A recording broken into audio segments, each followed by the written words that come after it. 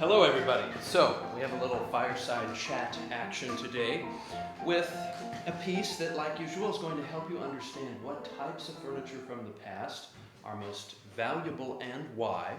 And today we're going to be doing that through this exceptional near royal piece we are going to see. What is called a console étagère, in this case a most extraordinary one, circa 1835.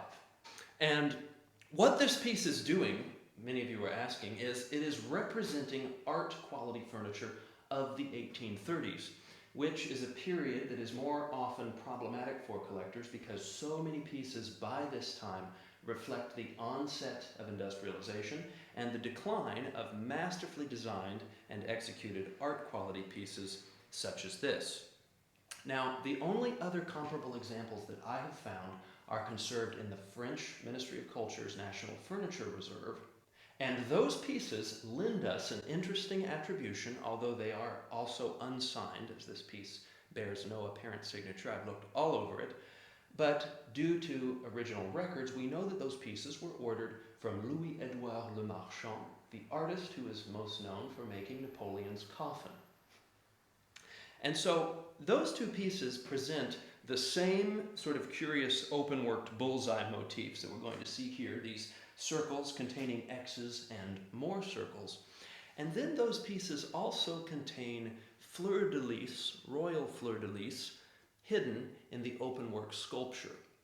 Now, those pieces were literally ordered by the Orleans family for use at Versailles at the Little Trianon in 1837. So we know that the fleur-de-lis on those would sort of actually indicate specific royal provenance in that case, whereas the ones we see here could simply indicate allegiance to the Orleans family at the time rather than specific provenance of this piece, although it does sort of make you wonder where this piece began.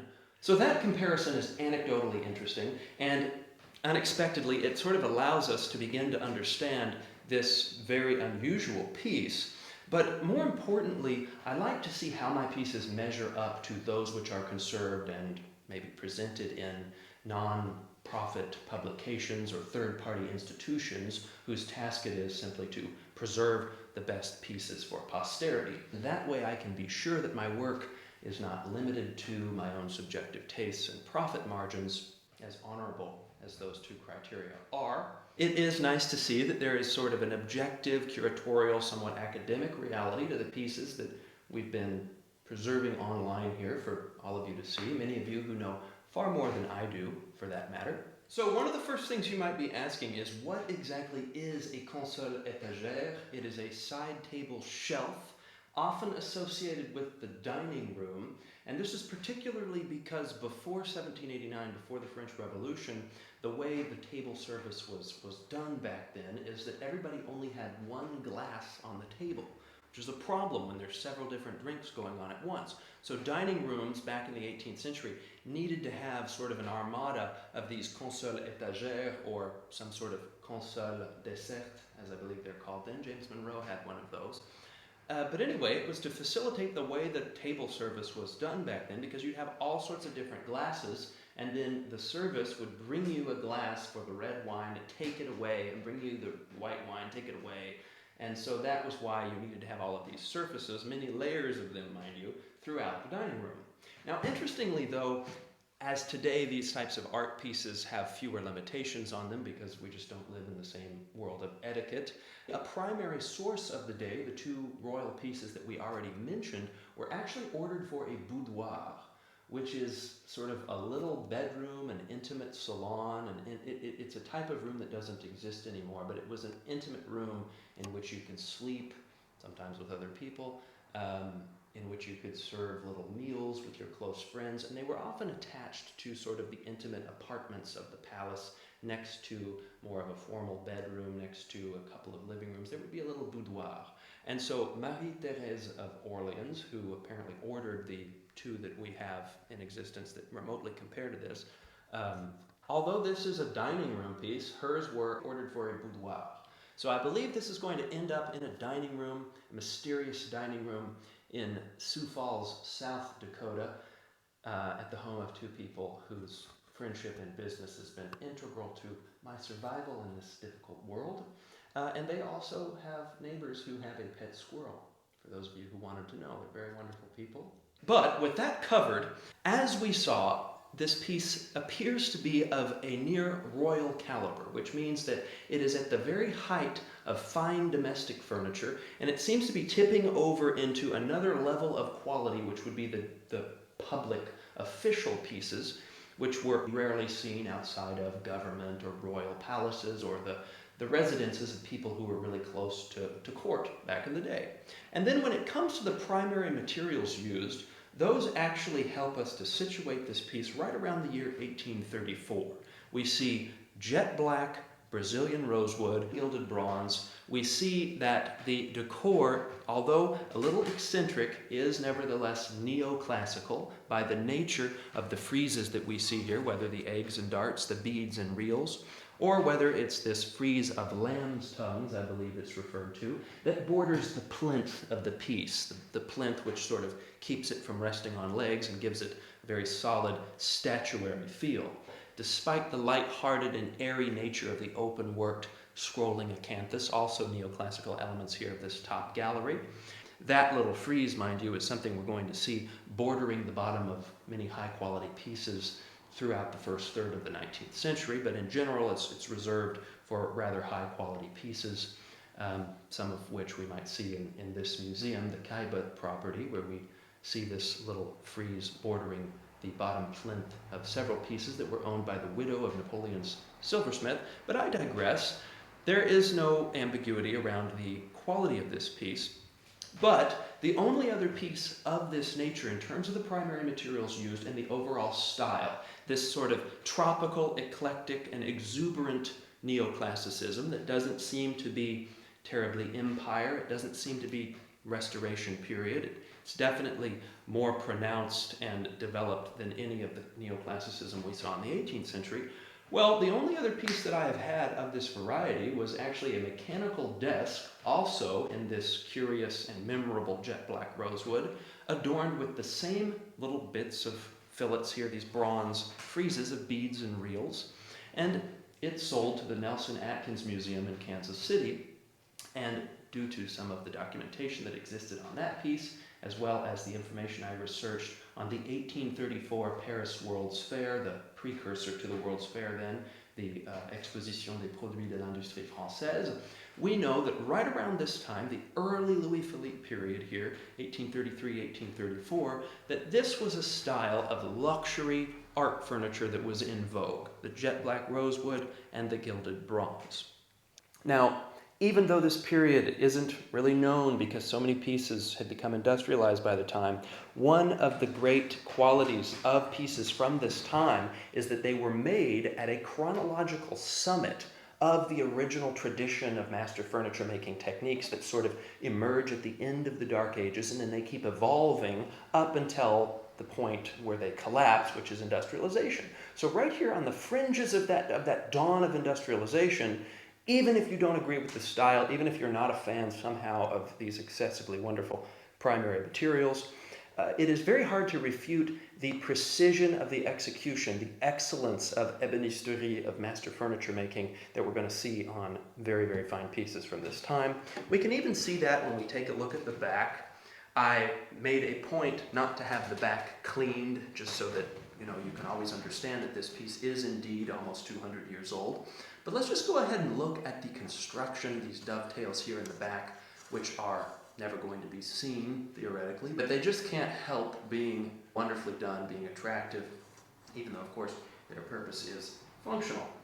That is also apparent simply by opening this drawer, which itself is in solid mahogany. It is even varnished inside. Of course, we sort of worked on that a little bit during the refinishing of this piece that was necessary for the inherent beauty of it to really shine again after so odd many years.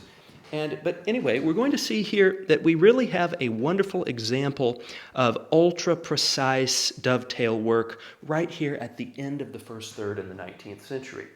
Finally, one of the things that you might have noticed is that these little cylinders that hold the gallery together, well, one of them is missing, and it's not missing, it simply was held back by the restorer to whom we owe this sort of amazing transformation, so that he could recreate the little caps of these columns, these little pastilles. And we're going to recreate them based on the two pieces that we can see in person that are owned by the French government, simply because those are the only elements of comparison we have, and there's reason to believe that these pieces came from the same maker.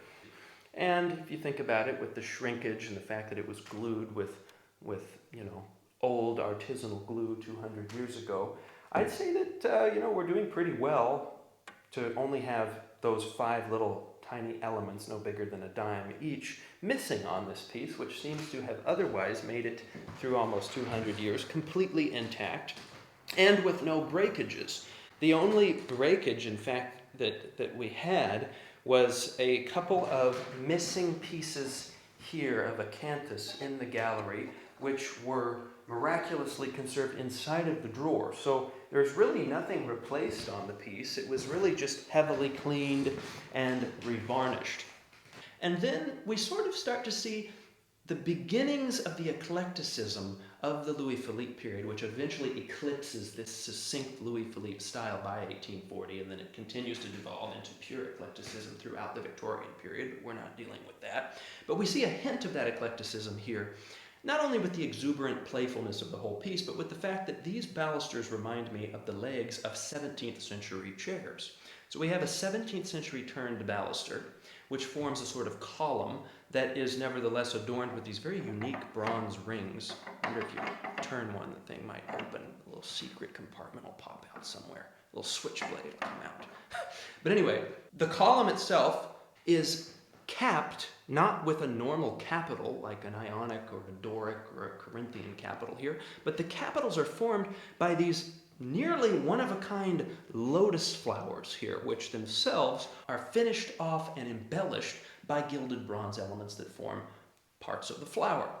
And so that is something that is very original, it's very interesting, but it is announcing through the use of this revived 17th century turned column, it's announcing that we're right there on the edge of that Louis-Philippe period turning into pure revival. We're definitely not there yet. We're still here in a succinct micro style, which was true to a single period, gilded bronze, jet black rosewood. It was 1833, 1834. But we see that aside from the diminished quality of many 19th century pieces as we approach the mid-19th century, the next element of critique is that if they are well made, they often always rely on revival. Here with this column, we just see a hint of revival as playful romanticism, which actually takes time to notice. So it surprises us as a subtle intellectual embellishment, which was staged by the artist within the confines of excellent craftsmanship and aesthetic virtue.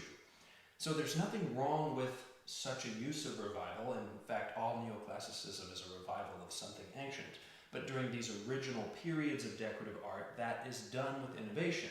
Now the problem arises with post-industrial pieces that are not skillfully made and which rely uniquely on revival due to their lack of innovation. And one of the wonderful little signs of quality on almost all pieces of this level, of this variety, is that all the elements are going to be different. The rings are each of a different gauge, and the ribs are even different on each ring that we see here. And then furthermore, the frieze of beads and reels that marks the center shelf here is of a larger diameter. It's of a higher caliber than the ones here that highlight the borders of these panel sections here and of the drawer.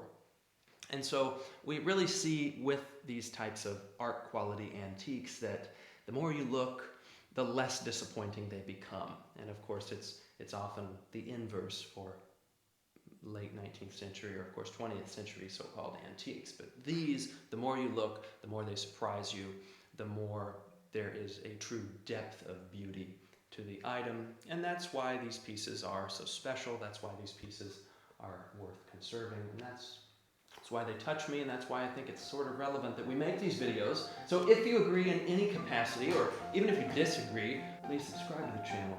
It would be much appreciated. Thank you.